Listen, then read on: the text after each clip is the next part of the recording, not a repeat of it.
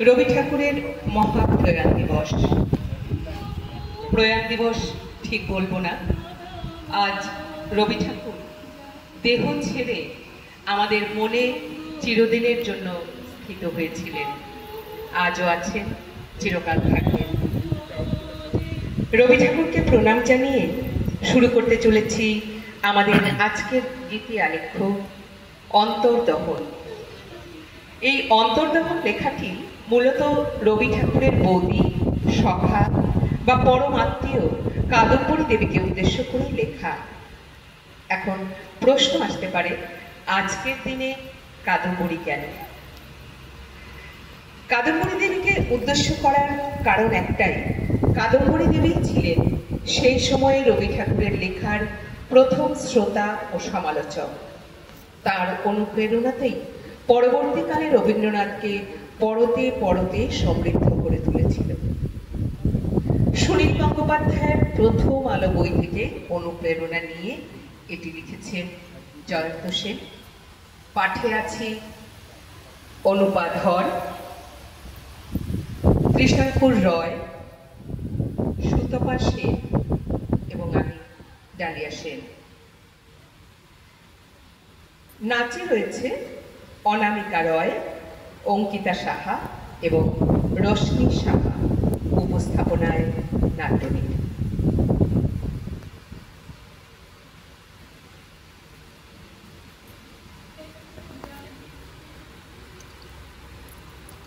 সদ্য স্নান সেরেছেন কাদম্বরী দেবী। চুলে আঁত গোজায় উঠে চিরুনি, গুনগুন করে গান গাইতে গাইতে তার ঘরে লাগানো পূর্ণাঙ্গ একটি আয়নার কাছে দাঁড়িয়ে মানুষ কাদম্বরী দেখছে প্রতিচ্ছবি কাদম্বরী। তারপর চিরুনির ডগায় সিঁদুর মাখিয়ে সিঁথিতে সিঁদুর পড়তে পড়তে চোখ দুটি ঘুরিয়ে ঠোঁট টিপে বেশ একটা মজার ভঙ্গি করলেন। তার ত্বকে এখন বেশ লাবণ্য এসেছে, মুখে এসেছে কোমলতা, মনটাও তার আজ বেশ প্রসন্ন। চুল আঁচড়াতে আঁচড়াতে ভাবছেন, আদরের দেবর ভানু এই ভঙ্গিমায় আয়নার সামনে তাকে দাঁড়াতে দেখলে পেছনে এসে দাঁড়িয়ে ঠিক দুলায় নাড়ে দিতেন। কটাক্ষে মরিয়া যায়, কটাক্ষে বাঁচিয়া ওঠে, হাসিতে হৃদয় জুড়ে, হাসিতে হৃদয় জুড়ে। পরক্ষণেই ঠোঁটের কোণে হাসি মিলিয়ে যায় কাদম্বরীর। রবি এখন ভীষণ ব্যস্ত, দেখাই পাওয়া যায় না তার। তার এখন অনেক বন্ধু, অনেক নাম ডাক। পরক্ষণেই আবার এক চিলতে হাসি ছড়িয়ে পড়ে ঠোঁটের দুপুরে। আজ দেখা পাওয়া যাবে রবির। অনেকদিন বাদে আজ সকলে মিলে আমোদ আহ্লাদ করা হবে।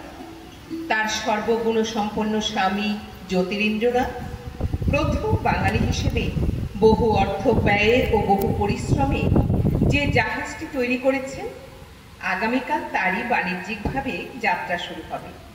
সেই উপলক্ষে আজ জ্যোৎস্না রাতে গঙ্গাবক্ষে পারিবারিক মিলন মেলা।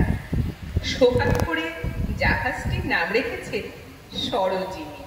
স্বস্তিক ভানু, জ্ঞানদানন্দিনী, স্বামী জ্যোতিরেন্দ্রনাথ সকলেই ব্যস্ত জাহাজে। কাদম্বরী দেবী একাই ঠাকুর বাড়িতে। এই ব্যাপারটা অবশ্য কাদম্বরীর মনটাকে বেশ আহত করে। সকলে হই হুল্লোড় করে জাহাজের উৎসবে প্রস্তুতি সারছেন, আর তিনি একা বাড়িতে বসে মনে মনে দগ্ধ হচ্ছেন। কখনো কখনো তীব্র একটা কুটিল বাসনা তার মনে বিদ্যুৎ তরঙ্গের মতো ছুঁয়ে যায়। না, আজ আর তার মনে তিনি কোনো গ্লানি রাখবেন না। সকলের সাথে মিলবেন বেশ খোলা মনে। আসলে সকলে মিলে কাজ করার একটা মজা তো আছে নাকি? আমার ইচ্ছা করে তোদের মতন মনের কথা কই,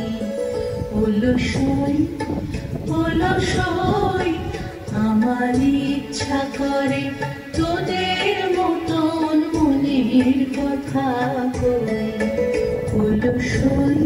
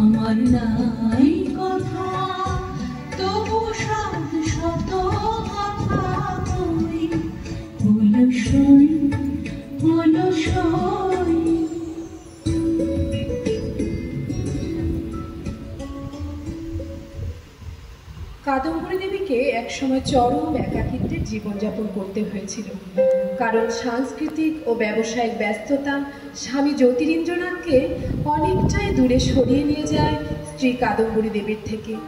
সেই সময় জ্যোতিরিন্দ্রনাথের মানসিক ব্যস্ততার আরও কারণ ছিল স্টার থিয়েটারের বিখ্যাত অভিনেত্রী নটি বিনোদিনী ও দাদা সত্যেন্দ্রনাথের স্ত্রী জ্ঞানদানন্দিনী। ঠাকুরবাড়ির মর্যাদা অক্ষুণ্ণ রাখার জন্য স্বামীর এই দুই অসম সম্পর্ক তিনি নীরবে মেনে নিতে বাধ্য হয়েছিলেন। ভাগ্যের নিষ্ঠুর চক্রব্যূহের মধ্যে কাদম্বরী দেবী কিন্তু বেশ অসহায় হয়ে পড়ছিলেন দিনের পর দিন। কোনো সন্তানাদি ছিল না কাদম্বরী দেবীর। যেখানে ঠাকুরবাড়ির সব ঘরে ঘরে শিশুদের কলকাকলি শোনা যায়, সেখানে নিঃসন্তান কাদম্বরী দেবী তারই ননদ স্বর্ণকুমারী দেবীর মেয়ে উর্মিলাকে মায়ের স্নেহ ঢেলে দিয়ে পরম মমতায় বুকে টেনে নিয়েছিলেন। তাকে স্নান করানো, খাওয়ানো, পড়ানো সব নিজের হাতেই করতে লাগলেন কাদম্বরী। ছিলেন মামি, হয়ে উঠলেন মা। মাতৃত্বের সেই স্বাদ সবেমাত্র পেতে শুরু করেছিলেন। কিন্তু হায় রে ভাগ্য, মাত্র কয়েক মাস পরে ঠাকুরবাড়ির ঘোরানো সিঁড়ি থেকে পা পিছলে পড়ে যায় উর্মিলা। মাথায় আঘাত পায়, ভেতরে ভেতরে রক্তক্ষরণ হতে থাকে মস্তিষ্কে। না, বাঁচানো গেল না উর্মিলাকে। চলে গেল উর্মিলা শুধুমাত্র তার মায়ের বুক খালি করে নয়, কাদম্বরীর হৃদয়টাকেও নিঃস্ব করে দিয়ে। যথারীতি ভাগ্যের পরিহাসে ঠাকুরবাড়ির সকলে দোষারোপ করলেন কাদম্বরী দেবীকেই। আমার কি আছে কাজ, কি আছে ব্রত, আর কিছুই করার নেই। চরম হতাশায় অবহেলিত কাদম্বরী দেবী ঠিক এই সময় আরো গভীরভাবে আঁকড়ে ধরেন মনের জগতের ওই মানুষ দেবর ভানু অর্থাৎ রবীন্দ্রনাথ। উভয়ে যেন উভয়ের ছায়াশরী, একে অপরের পরিপূরক। ঋষির মতো পরম পুরুষ, হিরণ্ময় বর্ণ, তেজস্বী অথচ কোমল। এই ব্যক্তি জীবন জর্জর কাদম্বরীকে কিছুদিনের জন্য জীবনের বর্ণ, গন্ধ, রূপ, রস সব ফিরিয়ে দিয়েছিলেন। আসলে এই সময়টা রবীন্দ্রনাথের ব্যক্তি জীবনে সবচাইতে সোনালী সময় বলে ধরে নেওয়া যায়। কিন্তু চিরকালের একটি প্রবাদ বাক্য আছে, নারী নারীর প্রধান শত্রু। ঠাকুরবাড়ির ঐতিহ্যেও তার ব্যতিক্রম ঘটল না। তাই কাদম্বরীর অদৃষ্টে তার ভানুর সঙ্গসুখও বেশি দিন সইল না। সময় এখানেও নিষ্ঠুর খেলা করে যায় কাদম্বরীর সাথে। রবীন্দ্রনাথ ক্রমেই ব্যস্ত হয়ে পড়ছেন বাইরের সাংস্কৃতিক পরিমণ্ডলের সাথে। রবির কিরণকে আর মুষ্টিবদ্ধ করে ধরে রাখতে পারছেন না কাদম্বরী দেবী। একাকিত্বের যন্ত্রণায় প্রতিনিয়ত দগ্ধ হচ্ছেন কাদম্বরী। আর সেই আগুনে কৃতাহুতি দেওয়ার কাজটি করলেন বৌদি জ্ঞানদানন্দিনী। বাবা মশাই দেবেন্দ্রনাথকে বুঝিয়ে সুঝিয়ে জ্ঞানদানন্দিনী রবির বিয়ের জন্য রাজি করালেন। বাবা মশাইও আদেশ দিলেন রবিকে, তোমাকে এবার বিয়ে করতে হবে। বাবা মশাইয়ের আদেশ তো আসলে চাপা হুঙ্কার, এবং আরো কঠিনতম আদেশটি দেওয়া হলো কাদম্বরীকে। কোণে দেখার দায়িত্ব দেওয়া হলো তাকে। কিন্তু কাদম্বরী দেবী একের পর এক পাত্রী অপছন্দ করায় বিনা মেঘে বজ্রপাত ঘটালেন বৌদি জ্ঞানদানন্দিনী। কাছাড়ির কর্মচারী যশোরের এক অজ পাড়া গাঁয়ের বেনি রায়ের কন্যা ভবতারিণীর সঙ্গে তড়ি ঘড়ি রবীন্দ্রনাথের বিয়ের ব্যবস্থা করলেন জ্ঞানদানন্দিনী। বংশের অনুশাসন মর্যাদা রক্ষায় রবীন্দ্রনাথ এই বিয়েতে রাজি হলেন। নির্বাক কাদম্বরী তার ভানুকে ফিরে পাবার আরতি বন্ধ ঘরের দেওয়ালে ফিরে গেল বারবার। ঝরা পাতার মতো কাদম্বরীর সোনালী অতীত শুকিয়ে গেল অচিরে। নিস্তব্ধ প্রতি দুপুরে তার চোখের জল লিখে দিয়ে যায়, তোমার আকাশে উঠুক জ্যোৎস্না, মোর দিন অবসাদ। জীবন জর্জর কাদম্বরীর সাথে রবির বিচ্ছেদ ঘটিয়ে বিজয়িনীর হাসি হাসলেন বৌদি জ্ঞানদানন্দিনী। কাদম্বরীর একাকিত্বের যন্ত্রণার সাথে যোগ হয়েছিল চরম অপমানের আর এক তীব্র জ্বালা প্রতিনিয়ত যেটা কুড়ে কুড়ে খাচ্ছিল কাদম্বরীকে। স্বামী জ্যোতিরিন্দ্রনাথের জব্বার পকেট থেকে একটি, আর বৃহৎ আকারের প্রবন্ধ পুস্তকের ভেতর থেকে আরো দুটো অচেনা মহিলা হস্তাক্ষরে লেখা প্রেমপত্র আবিষ্কার করলেন কাদম্বরী দেবী। কাদম্বরী দেবী জীবনে দুর্ভেদ্য নিঃসঙ্গতার মাঝে ক্রমাগত কাটার মতো বিঁধতে লাগলো ওই অচেনা প্রেমপত্র। আত্মহত্যার চেষ্টা করেও সফল হলেন না। প্রাণের ভানুকে আঁকড়ে ধরে বেঁচে থাকতে চাইলেন, কিন্তু তবু চরম একাকিত্বের অবসাদে দগ্ধ হচ্ছিলেন তিনি। ভেতরে ভেতরে তারই মানসিক প্রস্তুতি নিচ্ছিলেন, এবার তাকে সফল হতেই হবে। অনিবার্যভাবে এগিয়ে এলো সেই রাত। স্বামী জ্যোতিরেন্দ্রনাথের নতুন জাহাজ উদ্বোধনের অনুষ্ঠানে সবাই গিয়েছেন। স্বামী আসবেন তাকে নিয়ে যেতে, হাত ধরে নিয়ে যাবেন তাকে। হঠাৎ কি মনে হলো আলমারি খুলে অনেক মূল্যবান শাড়ির মাঝ থেকে ঘাটাঘাটি করে তিনি বেছে বের করলেন নয়ন সুখ গাঢ় নীল রঙের সিল্কের শাড়িটিকে। জ্যোৎস্না রাতে নীল রং বেশ মানায়। শাড়িটি পরে তিনি পাখির মতো ডানা ঝাপটাতে ঝাপটাতে গুনগুন করে গান গাইতে গাইতে দু পা ঘুরেও নিলেন।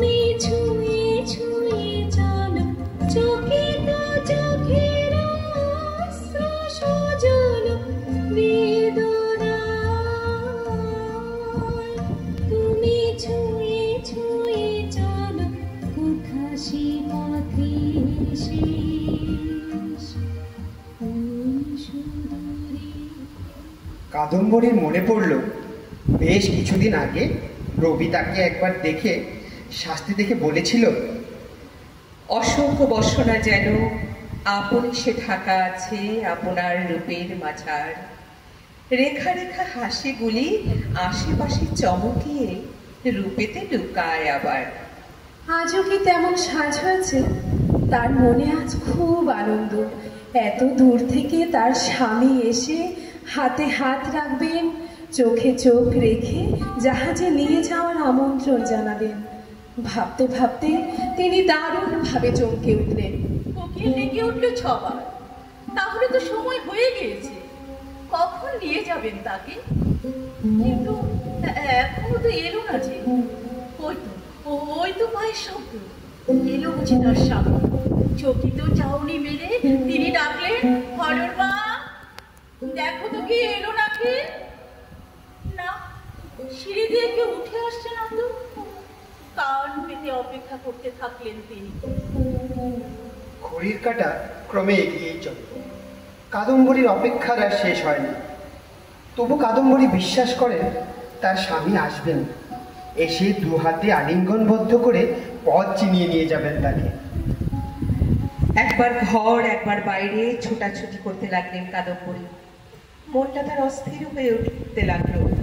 তার মন বলছে স্বামী আসবেনই, আসবেনই আসবেন, যত দেরি হোক ঠিক আসবেন, তিনি যে কথা রাখার মানুষ। কিন্তু ঘড়ির ঘন্টা, মিনিট, সেকেন্ড কোনো কাঁটাই থেমে থাকে না। নির্দিষ্ট নিয়মেই ওরা এগিয়েই চলে। ছটফট করতে করতে কাদম্বরী দু হাতে মুখ চাপা দিয়ে বিক্ষিপ্ত মনে কিছুক্ষণ শুয়ে থাকলেন। তারপর উঠে দাঁড়িয়ে রূপোর ফ্রেমে বাঁধানো তার স্বামীর ফটোটি নিয়ে সজোরে ছুঁড়ে মারলেন তার এতকালের সাধের আয়নাটিতে।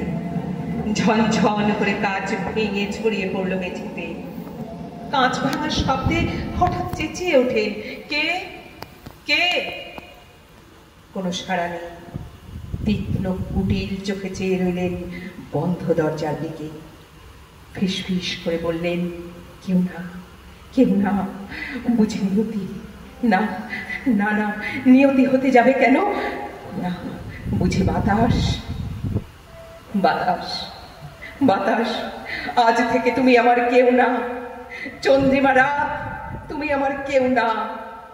ফুল যত তোমরা ফুটে আছো, তোমরা আমার কেউ না, কেউ না। কিন্তু কিন্তু আজ আমি যাবই, যাবই যাব। পাখি হয়ে উড়ে গিয়ে মিলন মেলার মধ্যমণি হয়ে বসবো। পাখি হলে কত সুখ, তাই না? ইচ্ছে মতন ডানা মেললেই হলো। বা এখনো কেউ এলো না তাকে নিয়ে যেতে? ভালো এলো না? সবাই ভুলেছে তাকে, সবাই। সাপের মতো হেস হেস করতে লাগলেন তিনি। আরো কুটিল হলো তার চাহনি। তারপর তারপর এক ছুটে দৌড়ে গিয়ে দেয়াল আলমারি থেকে বের করলেন হাতির দাঁতের কাজ করা একটি বাক্স। তাতে রাখা অনেক মূল্যবান অলংকারের সাথে আরো মূল্যবান সেই অচেনা মহিলার হস্তাক্ষরে লেখা তার স্বামীর উদ্দেশ্যে বেনামি প্রেম পত্রগুলো।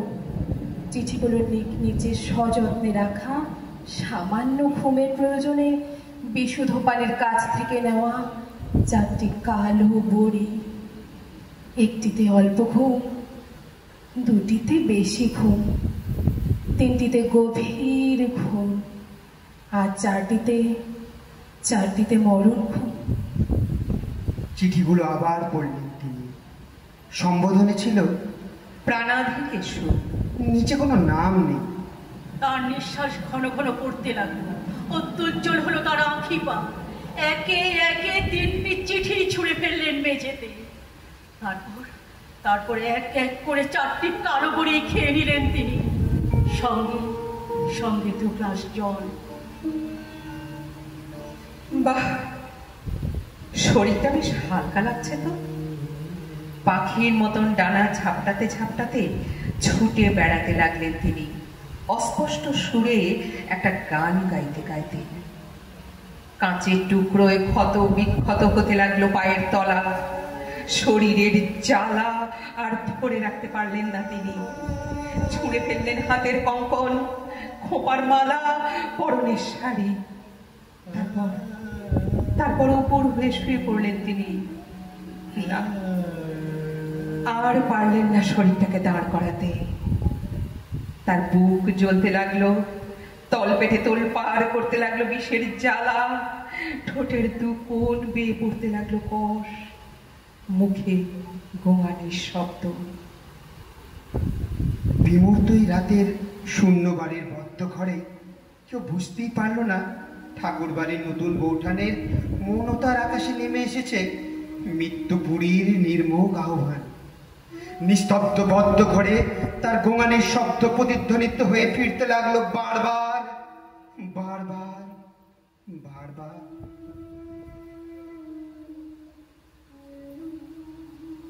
গাঢ় নিদ্রায় শায়িত কাদম্বরী দেবী টানা 2 দিন মৃত্যুর সাথে লড়ে অবশেষে তার স্বামী যতীন্দ্রনাথ ও আদরের দেবর ভানু অর্থাৎ রবীন্দ্রনাথের চোখের সামনে শেষ নিঃশ্বাস ত্যাগ করলেন তিনি। সকাল হতেই গুনগুন ফিসফিস শুরু হয়ে গেল, যা ছড়িয়ে পড়তে লাগলো বাড়ির কাজের মানুষদের মধ্যেও। আত্মহত্যা করেছে নতুন বৌঠান, আত্মহত্যা করেছে নতুন বৌঠান, আত্মহত্যা হয়েছে, আত্মহত্যা। বাংলা সাংস্কৃতিক জগতের ধারক ও বাহক ঠাকুর বাড়ির নতুন বৌঠান আত্মহত্যা করেছে রাতের অন্ধকারে, সকলের অগোচরে। বাড়ির কাজের লোকেদের খোলা জানালা দিয়ে কৌতূহলী চাহনি ও কানাকানি। অচিরেই তা গিয়ে পৌঁছলো মহর্ষি দেবেন্দ্রনাথের কানে। তিনি তখন পুজোর ঘরে ছিলেন। আসন্ন সামাজিক সম্মানের কথা ভেবে মহর্ষি দেবেন্দ্রনাথ তার একনিষ্ঠ কর্মী কিশোরীকে আদেশ দিলেন, এই মৃত্যুকে স্বাভাবিক মৃত্যু বলে চালানো যায়। যত চিঠিপত্র প্রমাণ যা আছে তা পুড়িয়ে ফেলা হোক। প্রচুর ভোগবিলাস এবং অর্থ ব্যয়ে পোস্টমর্টেম হলো ঠাকুর বাড়িতে। একদিকে যখন চলছে কাদম্বরী শ্মশান যাত্রার আয়োজন, অন্যদিকে তখন চলছে ঠাকুর বাড়ির সম্মান ও মর্যাদা অক্ষুণ্ণ রাখার দরদাম। নেতৃত্বে কিশোরী। শ্মশানে আনা হলো কাদম্বরীর দেহ। আগুনের পরশমণি স্পর্শ পাওয়া মাত্রেই ঠাকুর বাড়িতে দাহিত হতে লাগলো সত্য। পরদিন সংবাদপত্রে কাদম্বরীর মৃত্যুর কোনো খবর ছাপা হয়নি। কিন্তু আদরের দেবর ভানু, তিনি কি করে ভুলবেন তার নতুন বৌঠানকে, তার প্রিয় সখীকে? একদিকে যখন কাদম্বরীর দেহদাহ করা হচ্ছে, অপরদিকে বিবেকের অন্তর্দহনে দাহিত হচ্ছেন রবি ঠাকুর। কি করে তিনি ভুলবেন তার নতুন বৌঠানের সেই কথাগুলো? ঠাকুরপো, আমি যে গরিব ঘরের মেয়ে, খুব আদর যত্নে বড় হয়েছি তা তো নয়। জীবনে প্রথম আদর পেয়েছি তোমারই কাছে। তুমি এই ভালোবাসার চেষ্টা মিটিয়েছো আমার। মনে পড়ে যায় আজ অতীতের কত কথা, কত স্মৃতি, কত জীবন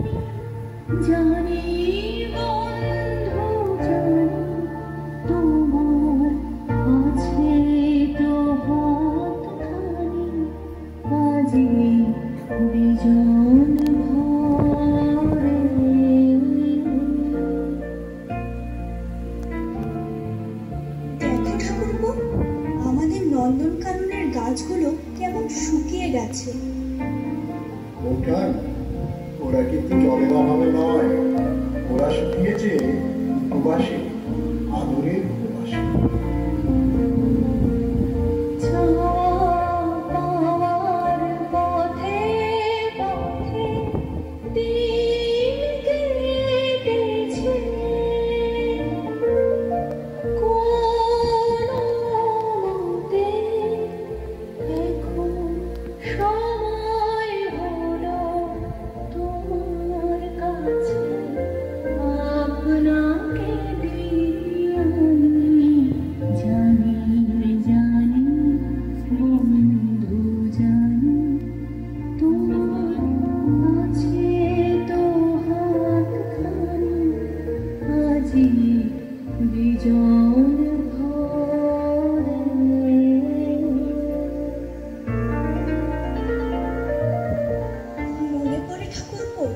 সেদিন আমি দিনের বেলাতেই ঘরের বাতি জ্বালিয়ে রেখেছি।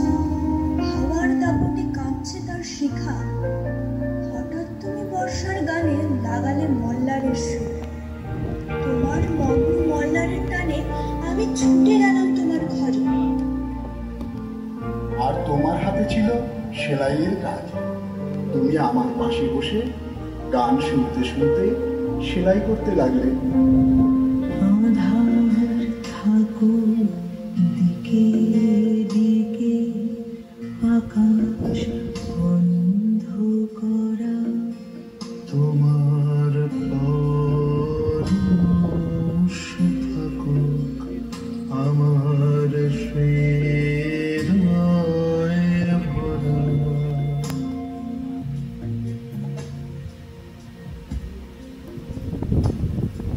আসলে রবীন্দ্রনাথের সৃষ্টির প্রথম শ্রোতা ও সাক্ষী ছিলেন কাদম্বরী দেবী। তিনি সহজেই খুশি হতেন না, কারণ তিনি চাইতেন তার প্রিয় ভানুর লেখায় যেন কোনো খুঁত না থাকে। আর ঠিক এভাবেই রবীন্দ্রনাথ পরতে পরতে সম্পূর্ণ হয়ে উঠছিলেন নিজেরই অজান্তে। তাই সেই সময়ে রবীন্দ্রনাথের প্রতিটি সৃষ্টিতে মিলে মিশে যাচ্ছিলেন তার আদরের বন্ধু কাদম্বরী দেবী। সত্যি বলতে রবীন্দ্রনাথ তার লেখা নিয়ে বেশি আগ্রহ থাকতেন তার প্রথম সমালোচক কাদম্বরী দেবীর স্বীকৃতি পাওয়ার লোভে। আর ঠিক এই সময় থেকেই রবীন্দ্রনাথের নাম ডাক যশ বাড়তে থাকে।